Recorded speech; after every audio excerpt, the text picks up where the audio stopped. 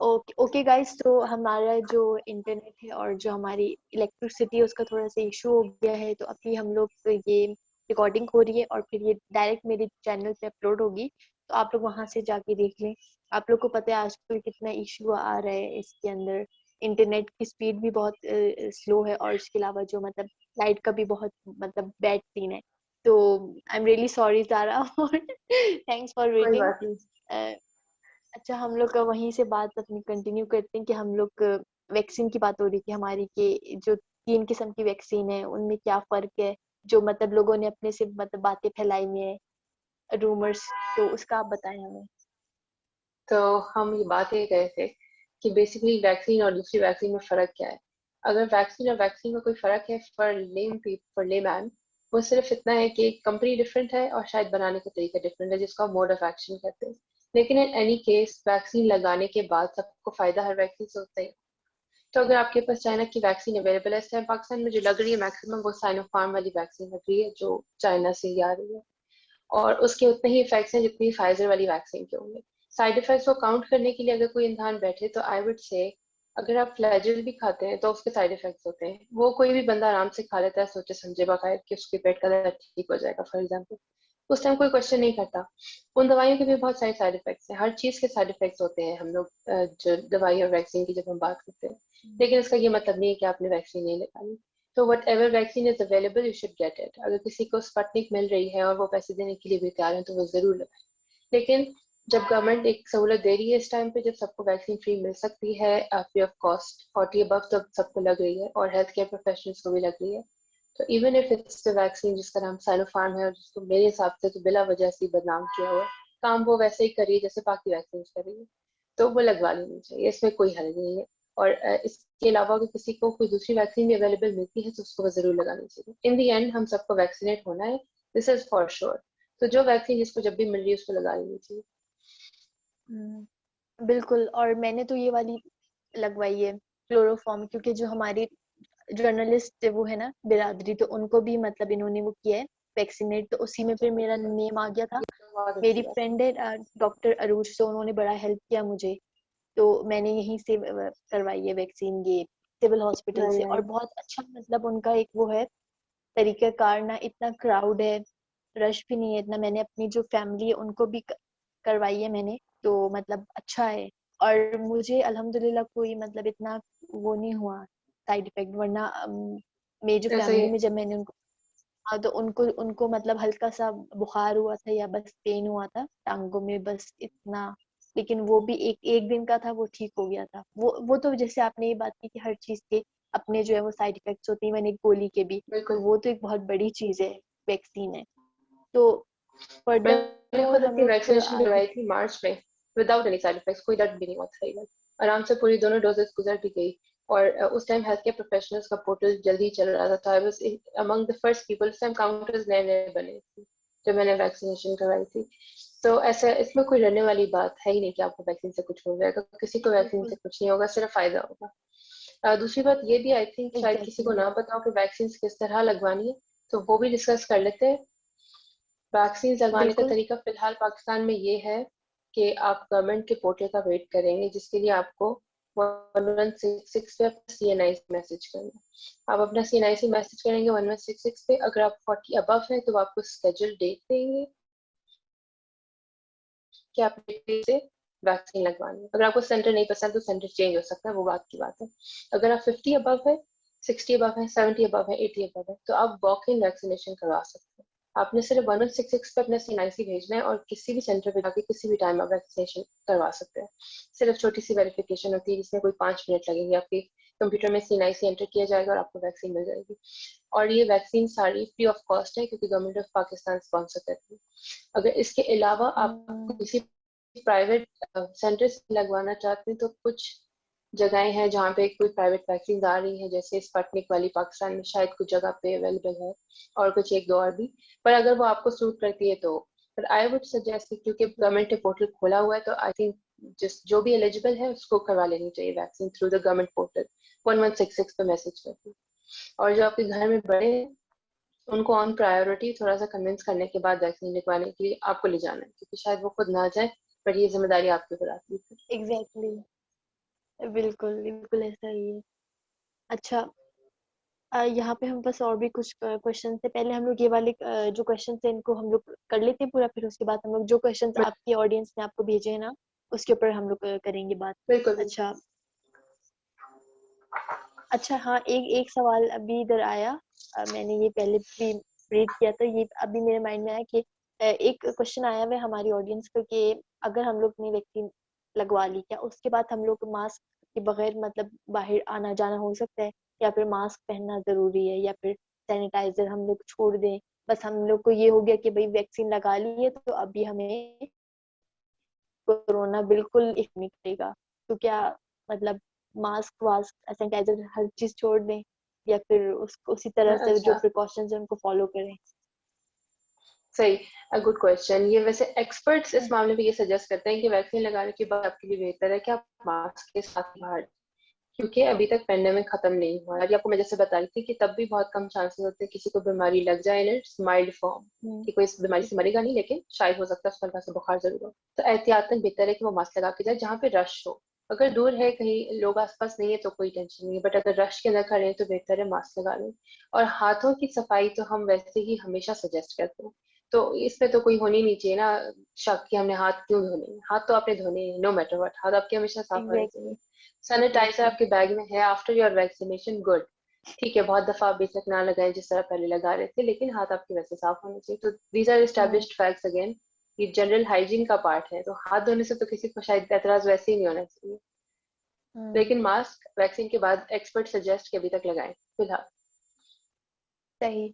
अच्छा, एक सवाल इधर ये आया है कि जो सैनिटाइजर और सोप में मतलब क्या वो है फर्क है, ज्यादा साफ आपके हाथ किस चीज से मतलब देर तक किस चीज से जो है आपके हाथ जो है वो ज्यादा साफ रह सकते हैं, लाइक सैनिटाइजर से या सोप से, और क्या चीज बेटर है कि हम हमें सोप का इस्तेमाल करना चाहिए ज्यादा ज्यादा या फिर सैनिटाइजर का इस्तेमाल? अच्छा, वैसे तो soap and water is the best thing, no matter what, it is the best thing for your hand hygiene. लेकिन सैनिटाइजर इसलिए बनाए गए थे क्योंकि शायद सोप और वाटर हर जगह अवेलेबल नहीं होता, स्पेशली अवेलेबल जैसे हेल्थ नहीं। केयर में होता है हॉस्पिटल्स में। यूजली सैनिटाइजर का इस्तेमाल सबसे ज्यादा हॉस्पिटल्स में ही होता है, तो ये सिर्फ एक ऑल्टरनेटिव था। लेकिन इन द करंट सिचुएशन जहाँ आपको पानी और साबुन शायद नहीं मिल रहा, तो बेहतर है कि आप सैनिटाइजर लगाएं। तो पहला ऑप्शन तो यही है कि आपने साबुन से हाथ धोने, और अगर आपके पास साबुन और पानी अवेलेबल नहीं है तो आपके पास सैनिटाइजर होना चाहिए। तो इन एनी केस दोनों ऑप्शन अच्छे हैं in this current situation, depending on the availability, जो अवेलेबल है आप उसको अवेल करें। हाथ साफ होने चाहिए, एग्जैक्टली, ये मकसद है। मकसद ये है बेसिकली, बिल्कुल। अच्छा, एक क्वेश्चन ये आया है कि हमें मास्क किस तरह पहनना चाहिए, कि जो ग्रीन साइड है वो बाहर होनी चाहिए, या वाइट साइड अंदर की साइड पे होनी चाहिए, या फिर इसका ऑपोजिट होना चाहिए कि वाइट बाहर हो ग्रीन अंदर हो? ये सही वाइट तरीका वाइट क्या है मास्क पहनने का? वाइट साइड वैसे अंदर होती है और कलर्ड साइड बाहर होती है मास्क वाइट की। बाहर हो। व्हाइट अंदर होती है और कलर्ड साइड बाहर होती है। लेकिन क्योंकि भी इतने different types of mask available है मार्केट में, तो इट डिपेंड्स। बॉक्स के ऊपर यूजुअली लिखा होता है कि मास्क की साइड कौन सी है, बाहर की और अंदर की। तो अगर कोई नया टाइप का मास्क है तो पहले बॉक्स के ऊपर देख लिया जाए। अदरवाइज यूजुअली जो लाइट साइड होती है मास्क की वो अंदर आती है और डार्कर साइड बाहर आती है। आजकल तो पिंक और ब्लू और कौन कौन से कलर के मास्क होते हैं, तो उसमें यूजुअली कलर्ड साइड को आजकल, बाहर रखना है और लाइट साइड अंदर। हाँ। अच्छा, ये जो आजकल ये मास्क इन हो गए बहुत, कॉटन के मतलब कपड़े के बहुत सारे मास्क, तो इनका कोई फायदा है? इनका ऑन देयर ओन अकेले इतना फायदा नहीं है। अगर आप सर्जिकल मास्क पहनते हैं और उसके ऊपर वो मास्क पहनते हैं तो सबसे बेहतर है, क्योंकि वो बहुत से अच्छा, लोग कहते हैं अच्छा लगता है, डस्ट से भी बच जाते हैं एक्सेट्रा एक्सेट्रा। तो बेहतर है पहले नीचे सर्जिकल मास्क पहन लें, उसके ऊपर वो मास्क पहन लें। ऑन इट्स ओन एक कॉटन मास्क का वो फायदा नहीं है जो एक सर्जिकल मास्क का है, किसी भी कपड़े वाले मास्क का वो फायदा नहीं है जो सर्जिकल मास्क का होता है। तो सजेस्टेड ये एग्जैक्टली, अगर आपने पहनना ही है तो नीचे सर्जिकल मास्क पहन के उसके ऊपर वो पहन। हाँ, लेकिन अगर आपके एग्जैक्टली, पास सर्जिकल मास्क बिल्कुल अवेलेबल नहीं है, कुछ भी अवेलेबल नहीं है और सिर्फ एक कॉटन का मास्क है, तो बेहतर है आप वो फिर पहन ले उस सिचुएशन में। ठीक है। अच्छा, इधर हमारे पास जो है हमारी मेंटल हेल्थ के हवाले से एक क्वेश्चन है कि how to deal with toxic people knowing they are hurting you on and off? Hmm, good question. ये इसका वैसे बहुत लंबा आंसर होगा, इसको अभी कवर करने या इसको एंड में कवर करें, श्योर। क्योंकि थोड़ा सा ऑफ टॉपिक भी है एक तरह से। बाद में हो जाएगा ये कवर। अभी हम एंड लोग में करते आपके हैं जो मतलब। क्वेश्चन है, हाँ जो क्वेश्चन है ना आपके, उसकी हम लोग साइड पे जाते हैं कि वो क्या मतलब क्वेश्चन आपके पास आए हैं, ऑडियंस के लोग क्या चीज मतलब चाह रहे हैं कि उनको पता चले, मालूम करना क्या क्या चाह रहे हैं। राइट, आप फिर ऐसा। बताएं, डिस्कस करते हैं। मेरे पास क्वेश्चन जो आए थे वो बेसिकली कुछ इस तरह थे कि कोविड की सिचुएशन में अगर कोई घर में है तो उस सबके हम्म। स्ट्रेस और एंजाइटी लेवल्स को कैसे कम करना। एक चीज ये ओके। थी, जिसमें बहुत सारी टेक्निक्स आती हैं, मैं उस पर बात कर लेती हूँ थोड़ा सा। दूसरा ये कि अगर कोई है सच में जिसको घर में कोविड है, या जो कोविड से किसी की डेथ हो गई है खुदा न खास्ता, तो फिर हम किस तरह डील करते हैं सिचुएशन को घर में, जिसको हम ग्रीफ में डालेंगे एक्चुअली। तो ये दो क्वेश्चन ये थे जो मेरे पास काफी दफा आए, तो इनको डिस्कस कर लेते हैं आई थिंक, क्योंकि ये सबसे कॉमन वो है श्योर। क्वेरी सबकी। जरूर। तो पहले ये कि हमने डील किस तरह करना है द अमाउंट ऑफ स्ट्रेस जो कोविड की वजह से सब फेस कर रहे हैं। सबसे हम्म। पहले चाहिए कि आपने आइडेंटिफाई करना है कोई चीज स्ट्रेस क्या करती है इस मामले में। इस टाइम अगर देखा जाए तो सिर्फ कोविड ही नहीं है जो हमें स्ट्रेस कर रहा है, हमें कोविड रिलेटेड इन्फॉर्मेशन भी स्ट्रेस करती है, जो हमें सोशल मीडिया से हर टाइम मिल रही है या जो हमें टीवी से हर टाइम मिल रही है। तो we have to actually identify कि हम किस चीज से ट्रिगर होकर स्ट्रेस होते हैं या हम किस चीज से ट्रिगर होकर एंशियस होते हैं। सबसे पहली एग्जैक्टली। चीज तो ये कि you will have to identify your stress hmm. Triggers. A lot of times सिर्फ जो सबसे बड़ा ट्रिगर आ रहा होता है लोगों के लिए, वो क्या होता है कि वो न्यूज़ सुनते हैं, न्यूज़ में बहुत सारी नेगेटिव चीजें सुन लेते हैं और सुनने के बाद वो स्ट्रेस आउट हो जाते हैं। या ऐसा हम्म। होता है कि कोई आसपास बंदा बीमार होता है उनके, जिसको कोई भी बीमारी होती है, लोग अज्यूम कर रहे होते हैं कि कोविड है, तो आउट ऑफ फियर स्ट्रेस होना शुरू हो जाते हैं। तो इन सच सिचुएशंस इंसान को डील कैसे करना होता है अपने आप से, या how to work better, how to do better when they are stressed out. तो अगेन सबसे पहली चीज है कि आपने आइडेंटिफाई करना है कि आपको क्या चीज स्ट्रेस करती है, क्योंकि सबके स्ट्रेस ट्रिगर्स डिफरेंट होते हैं। जरूरी नहीं है कि मैं टीवी देख के उस तरह स्ट्रेस हूँ जिस तरह फॉर एग्जाम्पल आप हो रहे हो। So if you are really getting stressed out because of the television or because of any news that you are hearing through, आपने वो स्ट्रेस ट्रिगर्स कम करने हैं आहिस्ता आहिस्ता। आहिस्ता आहिस्ता का मतलब ये कि अपने आप को थोड़ा सा समझाने के बाद, क्योंकि ऐसा भी होता है कि अचानक से सब चीजें बंद करने के बाद आप इस चीज के स्ट्रेस में चले जाते हैं कि शायद हम देख नहीं रहे, अब पता हम्म। नहीं क्या हो रहा होगा, fear of missing out. But आहिस्ता आहिस्ता you have to get out of the triggers actually. तो अगर किसी एग्जैक्टली। को टीवी या सोशल मीडिया ये स्ट्रेस दे रहा है, तो आहिस्ता आहिस्ता सबसे पहले उसके लिए रिकमेंडेशन और एडवाइस ये होगी कि you have to reduce those hours of watching those things.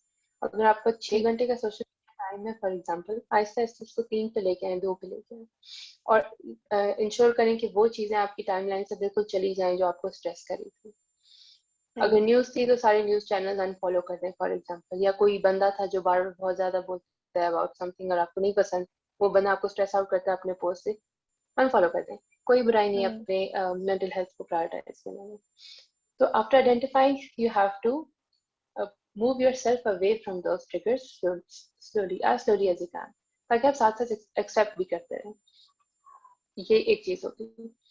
इसके बाद आती है बात कि देयर पीपल, जब लास्ट ईयर भी क्वारंटीन हुआ था, लॉकडाउन हुए थे, सबके सारे काम रुक गए थे और सबका सारा रूटीन और स्केड्यूल सिर्फ ये था कि उन्होंने घर में रहना। अभी भी अगेन लॉकडाउन इम्पोज हो गया है और ईद भी आ रही है, प्रोबेबली सबकी ईद इस दफा घर में गुजरेगी, क्योंकि बाहर जाने की कोई हम्म। परमिशन होगी नहीं और बाहर कुछ होगा भी नहीं करने को, क्योंकि सब कुछ तो बंद है। आज से आई सीन के कोयटा में बहुत ज्यादा स्ट्रिक्ट हो गया लॉकडाउन, सारे एरियाज बंद हो चुके हैं, तो सब घर में होंगे अगेन। हम्म। तो क्वेश्चन ये था सबका कि हम घर में किस तरह कोप अप करें इस स्ट्रेस से कि हम एक एग्जैक्टली। बीमारी की वजह से घर में बंद हुए। तो उसका सबसे अच्छा तरीका जो हम्म। एक्सपर्ट सजेस्ट करते हैं वो ये कि आपने अपने आप को इस प्रोसेस में रखना है कि आप कुछ करते रहें। कुछ करने से ये मतलब हम्म। नहीं है कि आपने 1 घंटा कुछ कर लिया and then you are okay. आपने you have to put yourself in the routine of it. मतलब पूरा दिन डिजाइन करें अपने इस तरह से कि आपको पता हो कि आज के दिन में आप क्या क्या करने वाले हैं, और वो सारी चीजें ऐसी हो जो आपको इंटरेस्ट भी करती हैं, जिसमें आपको मजा भी आता है और आपको माइंड सच में रिलैक्स होता है। एग्जैक्टली। फॉर एग्जाम्पल, एक बंदा हो सकता है जिसको बर्तन धोने से सच में अच्छा लगता है, उसका स्ट्रेस ऑफ होता है, उसको धोने चाहिए, सारे बर्तन रख दें घर वालों के, उसको बोले मैं धोऊंगा आज सारे बर्तन। You have to prioritise things when it comes to your mental health, right? तो in that case all you need to do is कि आप अच्छा सा एक रूटीन प्रिपेयर करें जो आपके हिसाब से अच्छा हो, आपकी मेंटल हेल्थ के लिए अच्छा हो, जो आपको पता है कि इट वर्क्स ऑन यू। उस पर कोई भी चीज हो सकती है दिन के घंटों में, एक्सरसाइज हो सकती है उसमें, एक दोस्त से कोई 1 घंटे की अच्छी बात हो सकती है जिसको हम टॉकिंग थेरेपी बोलते हैं, आपके जहन में जो भी हो आप किसी दोस्त के साथ कर लें। या घर में ही कोई बंदा हो जिसके साथ आप बहुत कंफर्टेबल हो, आप उसके साथ बात करें। उसके अलावा रिलैक्सिंग और मेडिटेटिंग जो हम सबको पता है, हम अपनी ब्रीदिंग एक्सरसाइजेज होती हैं टू रिलीव द स्ट्रेस, वो सारी चीजें करनी चाहिए। 1 घंटा या 1.5 घंटा किसी को अगर वॉक करने का कोई मौका मिलता है रोड पे इवन या घर के अंदर इवन, तो उनको करनी चाहिए। Music is a good therapy to release stress. उसके अलावा अगर आपका स्लीप पैटर्न अच्छा होता है तो आपका स्ट्रेस लेवल हमेशा कम होता है। हो सकता है आपका स्ट्रेस इसलिए हो कि आप बहुत थके हुए हैं, a lot of times that is a major factor. तो आप उसको रिड्यूस करें, आप उन चीज़ों पे काम करें जो आपको पता है कि ये चीज़ें सही नहीं जा रही, मेरे रूटीन में should work on them. Eventually आपका स्ट्रेस लेवल आहिस्ता आहिस्ता नीचे आएगा। इन्हीं चीज़ों की वजह से स्ट्रेस जो है वो आहिस्ता आहिस्ता बिल्डअप होता है। तो you have to eventually identify and reduce all these things.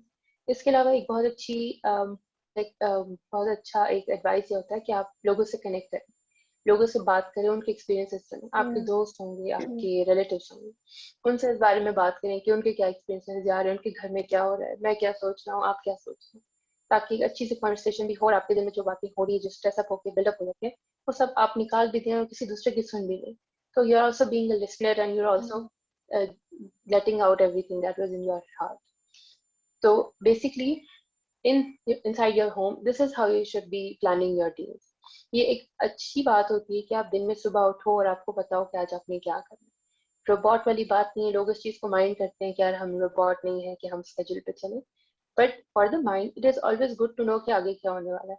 काफी हद तक आपका ब्रेन प्रिपेयर्ड होता है, वो सरप्राइज नहीं होता कि आज मेरे साथ क्या होने वाला है। तो if you wake up and you have a small schedule, ठीक है घंटे के हिसाब से आपने डिवाइड नहीं किया, लेकिन शुड नो कि आज मैंने एक्सरसाइज करनी है, आज मैं मूवी देखूंगा, आज मैंने उस दोस्त को कॉल करनी है, और 10 बजे मैं सो जाऊंगा क्योंकि कल मेरी नींद पूरी नहीं हुई थी फॉर एग्जाम्पल।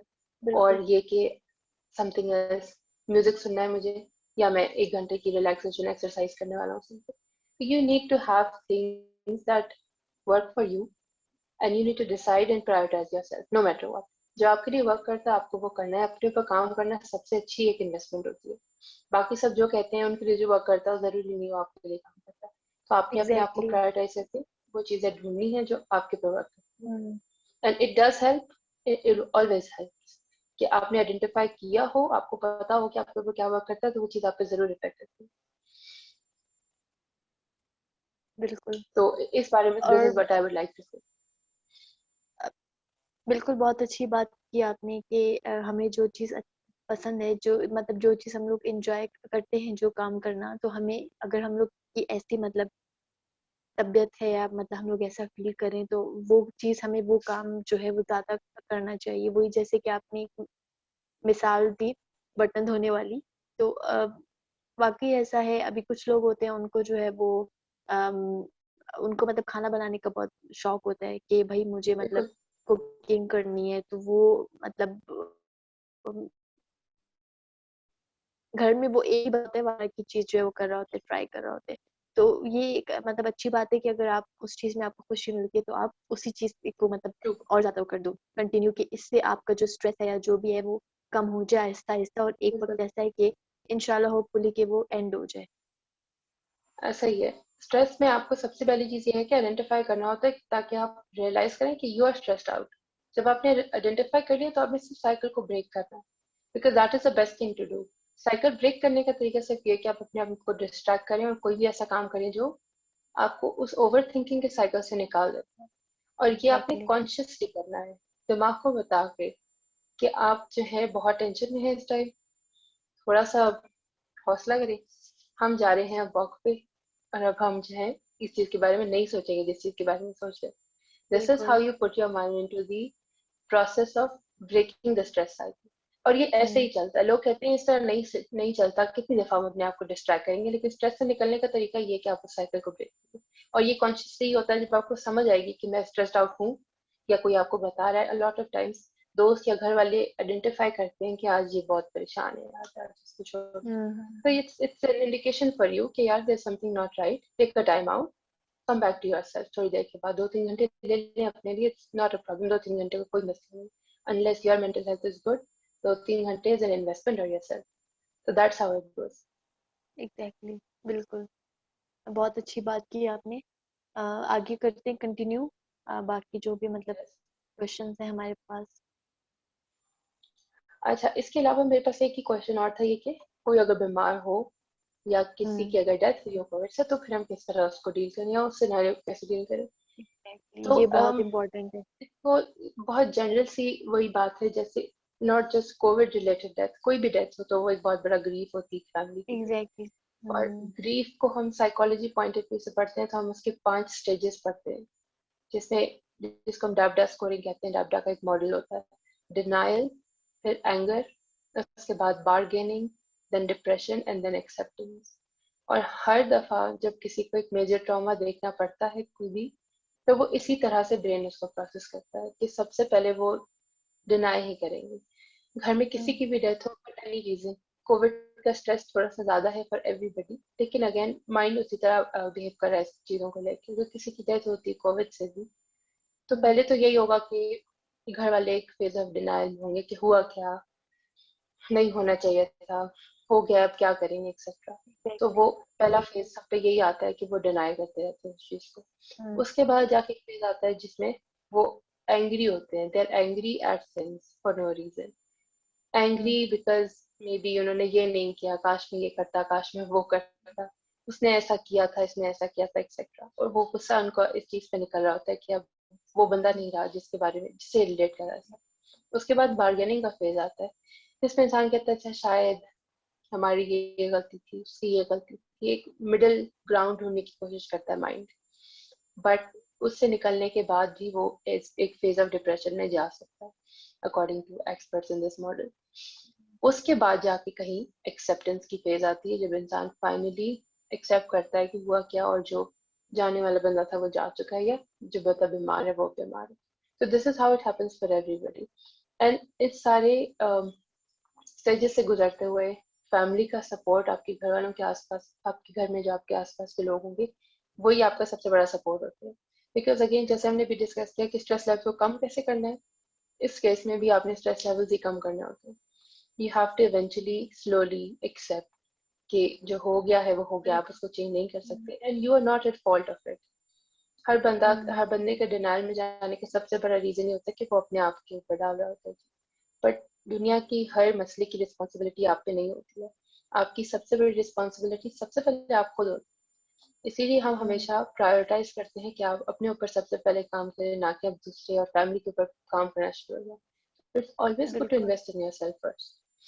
तो not every problem is your responsibility.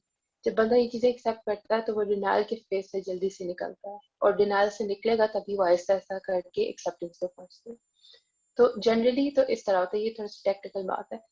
But अगर हम जनरल पॉइंट ऑफ व्यू से घर वालों की बात करें, तो अगर किसी के घर में कोविड से डेथ हुई है किसी की, उनके लिए सबसे पहली चीज ये कि वो फैमिली सपोर्ट इंश्योर करें, सबके पास कोई बंदा हो बात करने के लिए, जिसके दिल में जो चीज है वो निकले उनके दिल से।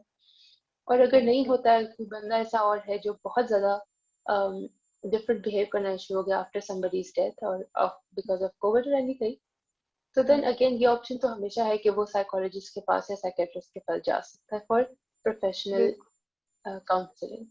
तो ये चीज घरों में यूजुअली बात नहीं होती, लेकिन कोई ना कोई घर में होता है ऐसा बंदा जिसको चीजें पता होती हैं, और वो आइडेंटिफाई करके सजेस्ट भी करता है कि मैं आपको ले चलता हूँ।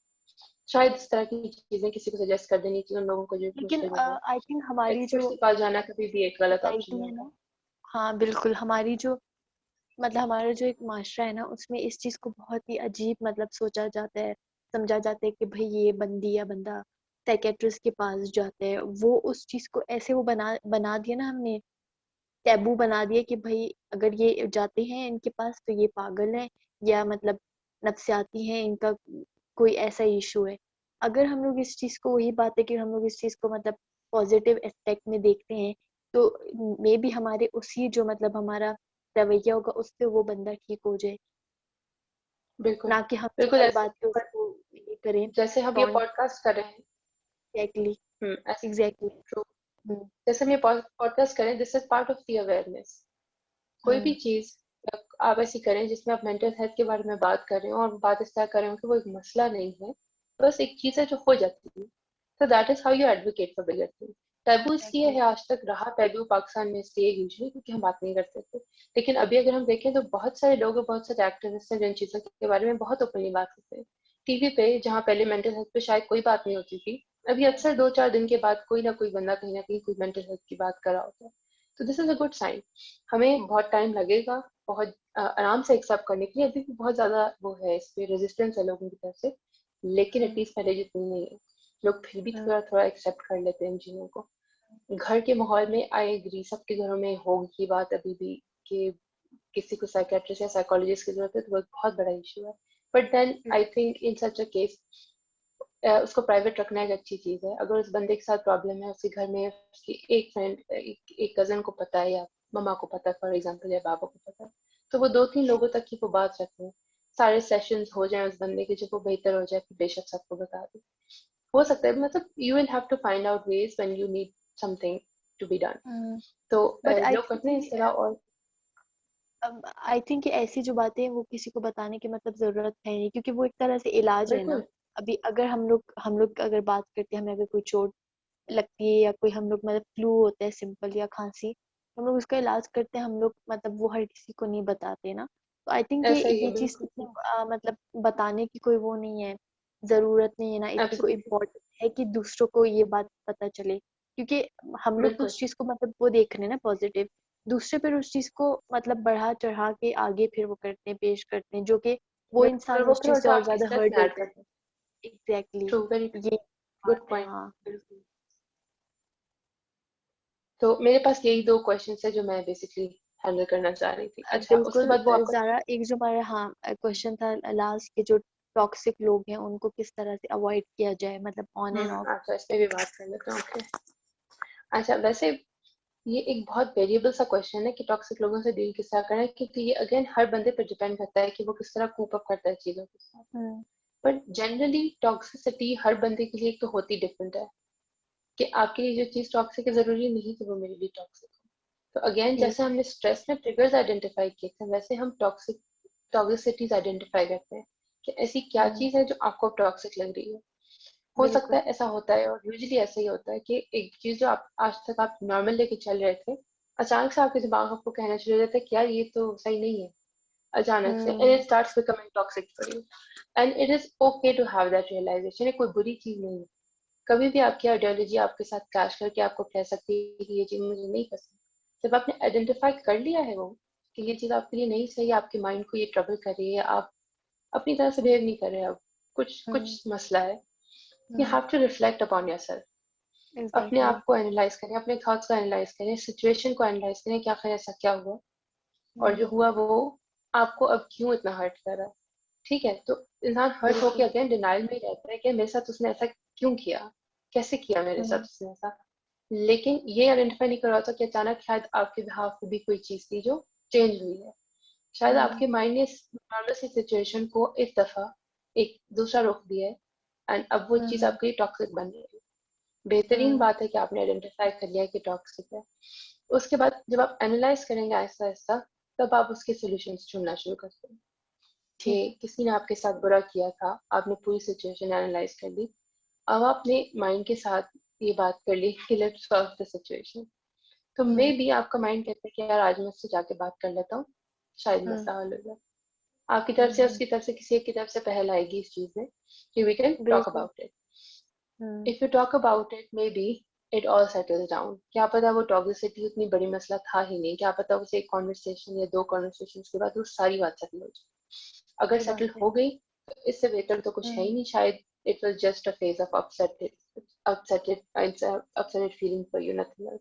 छोटा हम्म, सा एक फेज गुजरा। हम्म, ये हो सकता है कि आप कन्विंस करें उस बंदे को, समझाएं कि यार मुझे तुम्हारी ये बात ठीक नहीं लगी, आप हम्म, तुम्हें ऐसा नहीं करना चाहिए था मे बी, और मे बी उसके बिहाफ से भी बहुत अच्छा रिस्पॉन्स आया आपके लिए, और वो बात हम्म, इस तरह से सेटल हो जाए कि आपने डायरेक्ट जाके कन्फ्रंट किया था। ठीक है, तो talking therapies a lot of time help, क्योंकि आपके जो कॉन्फ्लिक्ट होता है वो रिजॉल्व हो जाता है यूजुअली इस तरह के केस में। हो गया तो वेल एंड गुड। अब उसके बाद यूजुअली ये होता है कि मिडिल ग्राउंड फाइंड किए जाते हैं कि यार आई वुड प्रेफर कि आप नेक्स्ट टाइम ऐसा ना करें। इन चीज़ों के मामले में there has to be clear communication. फिर आपको कोई फ्रेंड है और वो हमेशा ही ऐसी कोई हरकत करता है जो आपको नहीं पसंद, तो बिल्कुल। Maybe you are not at the correct place. You can tell them hmm. कि ये चीज़ यार मुझे नहीं पसंद and I get disturb by it. तो if you are doing it, maybe मेरे सामने ना करो, बेशक आप नहीं करनी है कहीं और कर लो, मेरे सामने नहीं करो, या मुझे इस पर्टिकुलर चीज में इन्वॉल्व नहीं करो. It's not good for me.